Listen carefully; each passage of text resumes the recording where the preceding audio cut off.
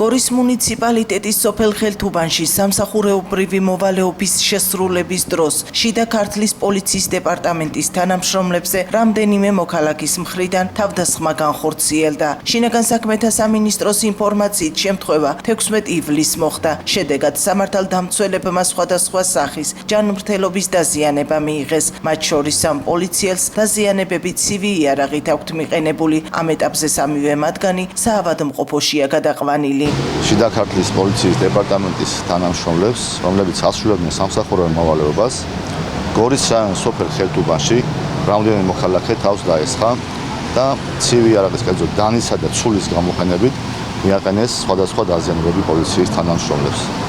აღნიშნულ ფაქტზე დაკავებული იქნა 5 პირი, ხოლო დაშავებული პოლიციელები იმყოფებიან სხვადასხვა კლინიკებში. ამჟამად მათი მდგომარეობა საბედნიეროდ სტაბილურია. ფაქტზე მიმდინარეობს გამოძიება საქართველოს სისხლის სამართლის კოდექსის 353 პრიმა მუხლის მეორე ნაწილით, რაც გულისხმობს პოლიციის თანამშრომლებზე თავდასხმას. და რამდენი წელი რჩება? როგორ რჩება?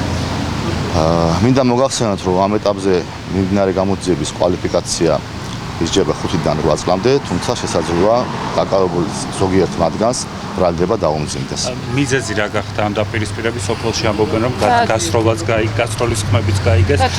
პოლიციელების მხრიდან გამაფრთხილებელი და მოგეხსენებათ, რომ გამოძიება მიმდინარეობს და დაწყებულია დღეს 16 ივლისს. ტარდება სხვადასხვა საგამოძიებო მოქმედებები. დამატებით ინფორმაციას მოგვიანებით გავარცხავთ. ყველა პოლიციის თანამშრომელი იყო ფხიზელი, ამას სრული პასუხისმგებლობით ვაცხადებ.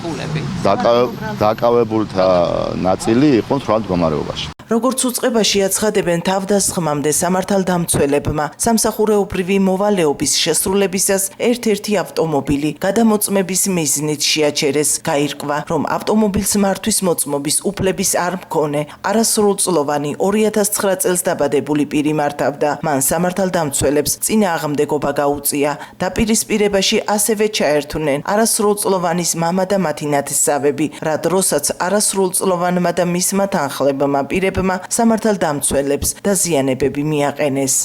მილიციონერები დასჭირეს ეგრე თქვეს. და დანარჩენი არაფერი არის. დღე მუშაობ, არაფერი. ანუ ღამის საათებში მოხდა. დღე არ გაგვიგია და ღამე რა მოხდა რა უნდა ვიცოდეთ, აბა ჩვენ ვინ გაგოგებინებს. და რა თქვეს აი სოფელში რა გაიგე? მეც მაინტერესებს ასია რა ვარ. ხალხისგან რაც გავიგე, იმას გეტყვით რას გავიგე. წუხერის სროლა იყო და სროლის გურისთვის ხალხი უბანი და სოფელი გავიდა, რატო ისრიან, რისთვის ისრიან, რა მოხდა, რატო გაისროლეს, ისთვის გაისროლეს და სროლის მიედაგზე მე გავიდა სოფელი, გავიდა, მოვარდნენ, ხო და მე დილას გავიგე და მე გავიგეთ, რომ თურმე მოხდა რაღაცა ინციდენტი ეს. ხო და ბავშვი ჯდომია რულზე, როგორც გავიგე და რატო გიზისო, რისთვის გიზისო და მამამისი თვალი იყო, ნასვამი ყოფილა, თუმცა ავის გათიშული შეიძლება, მაგრამ რატო იყო და მე ამის გულზე მომხდა რა. დაშავებულ პოლიციელთაგან 2 მათგანი სამხედრო ჰოსპიტალშია მოთავსებული. 2-ს კი მკურნალობა გორმეთში უტარდება. მედიკოსების ინფორმაციით ჰოსპიტალში მყოფ 2-ვე პაციენტს ჩაუტარდა ქირურგიული მკურნალობა და ამჟამად 2-ვე მოთავსებულია ქირურგიული განყოფილების სტაციონალურ პალატაში. მათი მდგომარეობა სტაბილურად მძიმეა და არც ერთი მათგანის სიცოცხლეს საფრთხე არ ემუქრება. ანალოგიურად სტაბილურია მათი მდგომარეობა, რომელთაც შეყვანა გორმეთში მოხდა. შინაგან საქმეთა მინისტრმა გორში მომხდარი თავდასხმის შედეგად დაჭრილი და დაშავებული პოლიციელები მოინახულა. სტაციონარში შემოყვანილი არის 2 პაციენტი, ჭრილობებით სხეულის არეში, ნაკვეთი ჭრილობებით სხეულის არეში. 2-ვესთან ჩატარებული არის ოპერაციული მკურნალობა. ამჟამად მდგომარეობა სტაბილური არის, შეესაბამება გადატანილი ოპერაციის სირთულეს, უტარდება პოსტოპერაციული მკურნალობა, იმყოფებიან 2-ვე პალატაში, ქირურგიულ განყოფილებაში, შეესაბამება გადატანილი დაავადების მდგომარეობას. რა ტიპის ჭრილობები ქონდა? ნაკვეთი ჭრილობები არის. თითო ჭრილობა არის, თითო პაციენტი. მედიცინო ცენტრი გორმეთი შემოყვანილი ორი ავადმყოფი თავისი გადმოცემით ფიზიკური შეურაცხყოფა მიაყენეს უცნობმა პირებმა.